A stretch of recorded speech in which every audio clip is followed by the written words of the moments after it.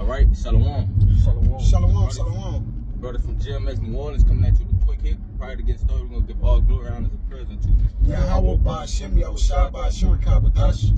double honors to the apostles and elders of Great Millstone. Peace and salutations to the hopeful elect. Shalom. Shalom, shalom. All right, we just going to get into how there's no hope left for us here. Okay, and you can start me off with the precept. Yeah, the 1 Corinthians. 7:31. Yep, no, 7:31. Yes, this is 1 Corinthians 7:31. It says, "And they that use this world as not abusing it, for the fashion of this world passeth away." Okay, which is true because we have to just at this point we just do what we gotta do to make ends meet. Because like it says the fashion of this world passes away. Okay, and the brother put something in the chat, which it says the income needed for a four-person family in Louisiana, it says you would have to have $220,000 to maintain that household. Which, brother, it's no way we don't even make, like you said yesterday, we don't make half of that. Yeah, half. So it's no way that we can afford to even, like you said, bro. It's like how we it's no only the Lord is getting us through this. And if I could add, Go ahead. Israelites are, for most households, we are very fruitful. So most of us have like a household of people. You know, just in general, you got some brothers, you know, are single and in the truth, but you know, a lot of brothers, some brothers got, you know, got children and families. You know, cause I mean, we you know, we still fruitful, you know. So for the most part, it's almost inevitable. I mean, it's there's no way to make that, you know. Like, so obviously, like you said, you fighting a losing battle. You gotta.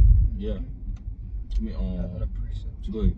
You can bring that up. Yeah, this Psalms 37:25.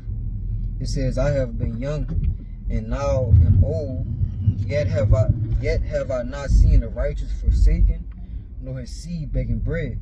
And what this brother talking about, how the fashion of this world is passing away. Okay, so it's becoming even more harder and harder. We already in captivity. It's becoming even more harder for us to, you know, to get by and to live. Alright, because everything is going up. Alright, the jobs are going down, the pay for the jobs is going down, and the prices is going up on everything. So how are we supposed to sustain ourselves?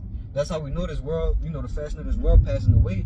Alright, because the Lord is not gonna have, you know, his righteous men begging or forsaken, man. What you got it, bro? Good point. If I could add to that, you know, that was a great way the brother constructed that, because like he said, if it get to a point that where the men of the Lord have to beg, then we that will basically show the Lord to contradict that he have never seen a righteous forsaken, neither his seed begging bread. So not only him or his seed, right? If you're a man of the Lord that serve the Lord, right, the Lord will take care of your children and all, everybody in the household.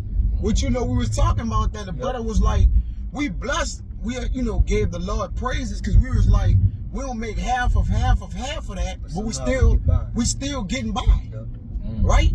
We ain't missing a meal, we ain't missing a bill, you know, but you know, that's our daily bread. So that's contentment. You gotta know. Yeah, the Lord closing that gap. Yep.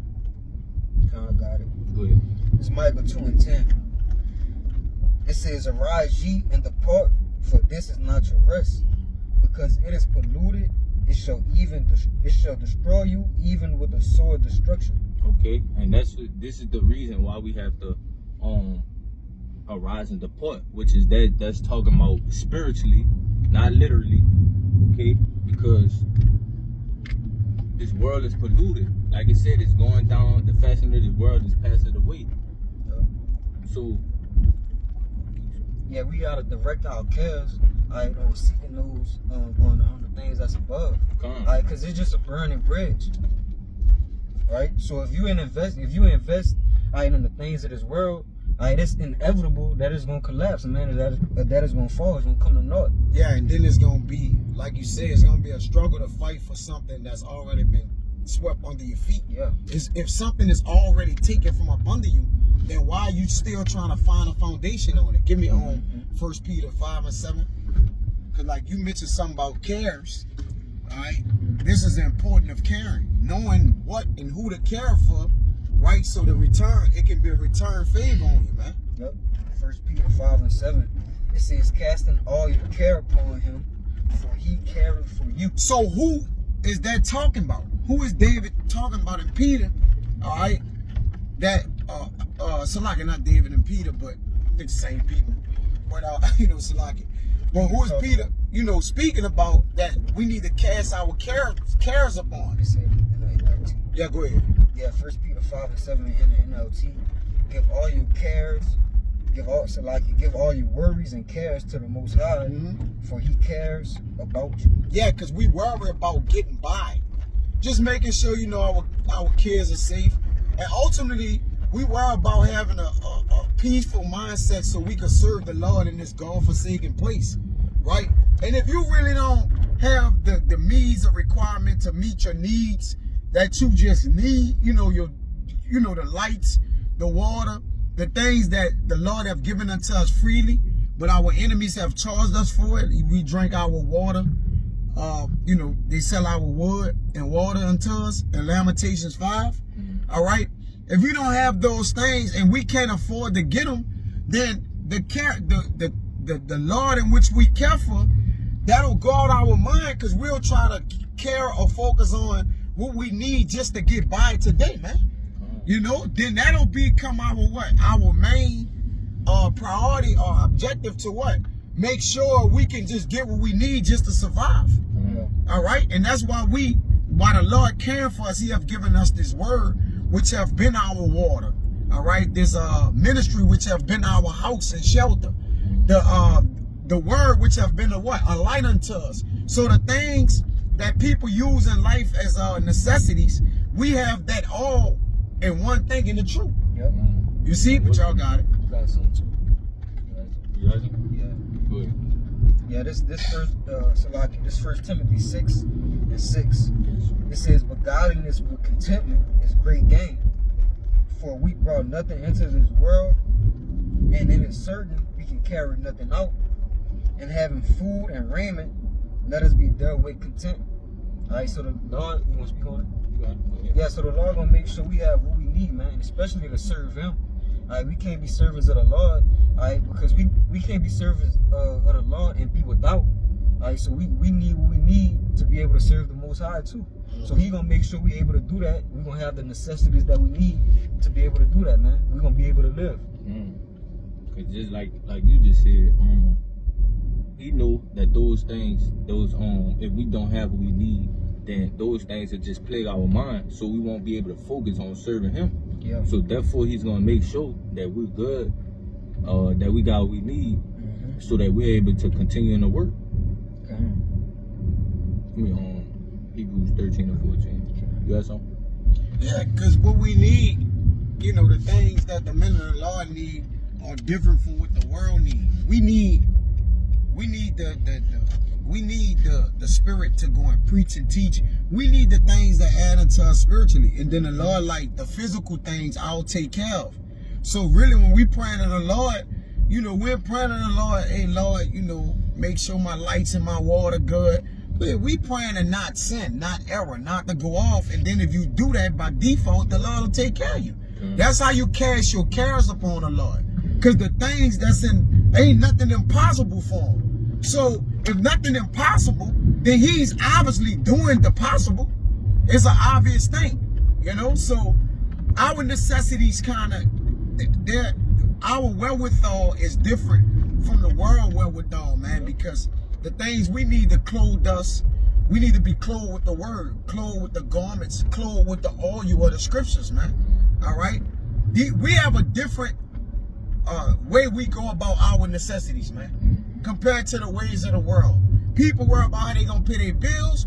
We worry about how we gonna keep the law. Yeah, people worrying about wearing designer. Designer, yeah. Yeah. We worrying about not airing off. Not airing. Y'all got it. What I was about to say? Oh yeah. everything that we worry about is pertaining to wisdom. The understanding of the scriptures, or the doing right by the spiritual thing. the spiritual things. Yep. I got that. Go ahead. Yeah, this Hebrews 13 and 14. For here have we no continuing city, but we seek one to come. Hell yeah. Okay, because like you said, this place is fallen, so therefore we don't seek the continuance of this place, because we know that the Lord is coming back to ultimately destroy it. So there's no point in us trying to continue in this place, which even us going through these different things, not being able to not being able to take care of the things that's Captivity. being in captivity. We know. Slack it, bro. I lost my Yeah, train of thought. in the city we seek to come, where it's in 2 Peter 3, it was like 13 or 14. We're in dwelling righteousness. Because when we the city that's coming, when Jerusalem, come down, and we're in the kingdom of heaven, we ain't gonna no longer be in captivity. We gonna have the law, statutes, and commandments in our inward parts. We gonna be completely righteous. Reigning. Okay, rulers, and we're gonna have all the benefits of righteousness added unto us, man. That's what we're investing in, all right? Not this, this wicked queendom, man. But you got it, bro. Hell yeah. Because we have a habitation, that David speak about, a city in which we gonna inhabit righteousness. So again, long as our goal is to house ourselves with in righteousness, man. So therefore the Lord can house us with the things we need, man. I gotta find that in Psalms. The city of habitation.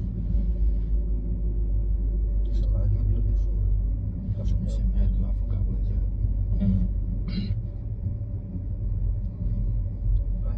Lay up for yourself.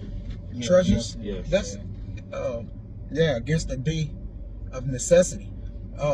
They got one that told before, right? And the way we lay up our treasures in the day of necessity is by doing this work, man. Right? Because I did a video about this. It was in Proverbs 24 and 27. It says, "Prepare thy work in the field, then build thy house." Yeah. So you don't do it the other way. You don't build your house, then go work. You gotta build, So we need to work in order for the Lord to give us what we need. We gotta go and do what we supposed to do, right? We do what we need to get what we need. Yeah. See, people do what they need to get what they want.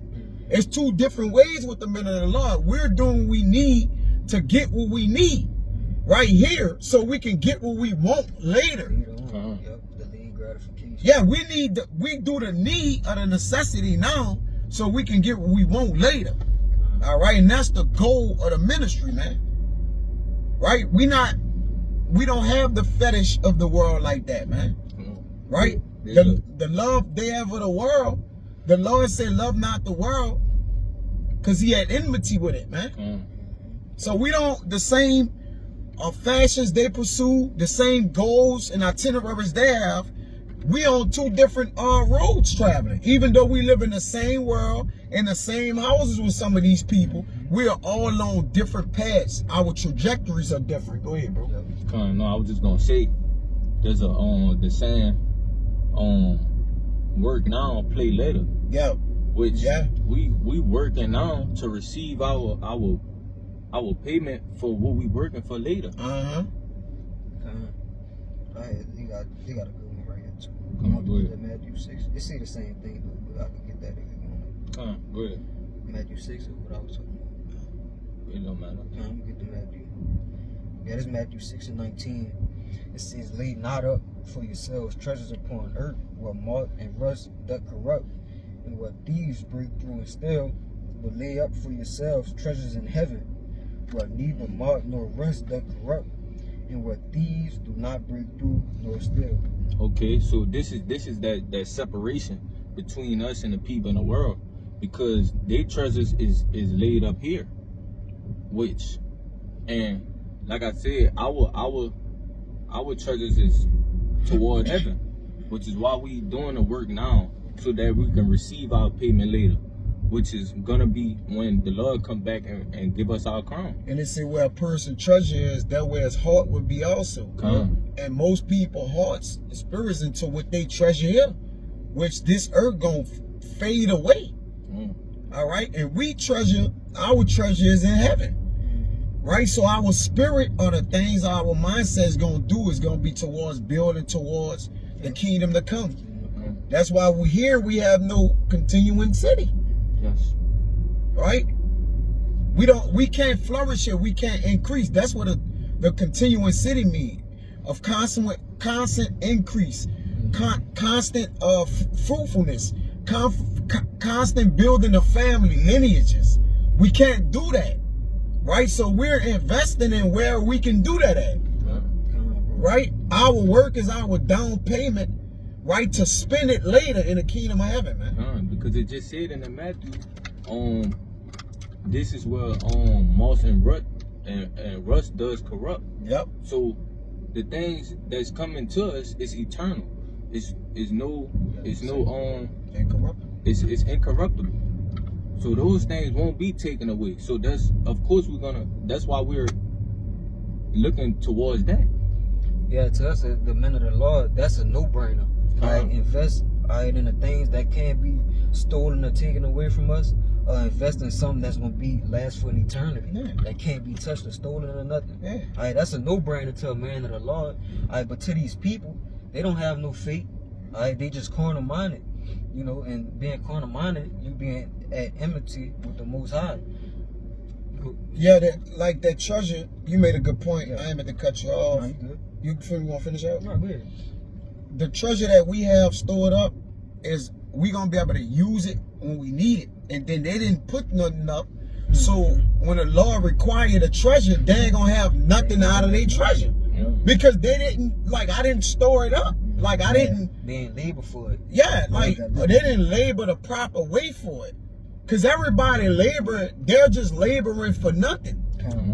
Right? To lose their 401k, they pensions and things like that. We're laying it up to use it later. Yep. This Sirach 29 and 11. It says, lay up thy treasure according to the commandments of the Most High, and this shall bring thee more profit than gold. Yeah. Yeah, man. Because you can't. Gold had been the ruin of many. That's why I say when people go after it, right? When people go after it, we did that. Go not after gold, but the rich. It's Proverbs. I mean, it's Sirach 31 and 5. All right, you can get it because I don't want to paraphrase it wrong. It says the rich had not gone after gold or something like that, right? But that's the consolation here. That treasure here is all about the gold, the glitz, the glamour. All right, it's the shine in the world where it's dim at. Go ahead, Al. Yeah, this is Sirach 31. 5, it says, he that loveth gold shall not be justified, and he that followeth corruption shall have enough thereof. See? Go ahead. Gold hath been the ruin of many. See? And the destruction was present. So while they chasing gold, there's a destruction at it. It says there's a way. He said there's a way that seemeth right to a man, but the end thereof is the ways of death. Yeah, we found life and we hunting it down. You know how Jake catch the interception, he running that way. You just see somebody come out the camera, he just running them down, man. You know, we found life, man, and we hunting it down. We have thirst after it. Okay, this is the way. This, like you say, this is the way of life. Walk in it. Go ahead. And we gonna, from here, make that one the last one. Go ahead. 1 Corinthians 9 and 24. It says, know ye not that they which run in a race run all, but one receiveth the prize, so run that ye may obtain. Which this is what we're doing. We running to finish the race that we may obtain our crown. Go down one more verse. Yeah, they running a race for glory. Oh, you saw how fast I was running in it? And these people ain't even really running to win. Like, they're running They running straight into condemnation. yeah, they're running to put themselves on Instagram. You saw me in the Olympics, like it's like a low ass glory. We running this race for the finish. Like, when we finish, all right, then there's a prize for the person who finished, man.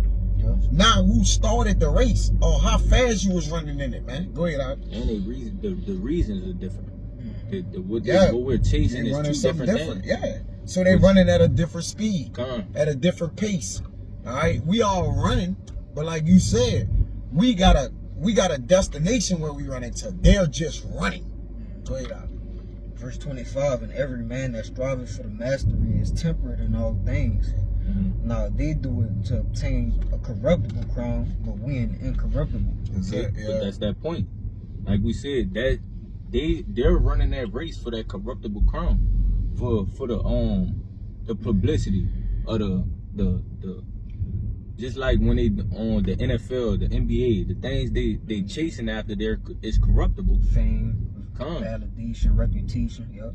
It's corruptible, but it says we do it. It says, but we an incorruptible, which is those things that's stored up in heaven. Yep. But that's all I had. Not point, mate. Come. So with that, hopefully this lesson was edifying. Before we get out of here, we're gonna give all glory, honors, and praise and truth. Yahweh Ba'Shem, Yahweh Shai Ba'Shem Kakadash. Double honors to the apostles and elders of Great Millstone. Peace and salutations to the hopeful elect. Shalom. Shalom.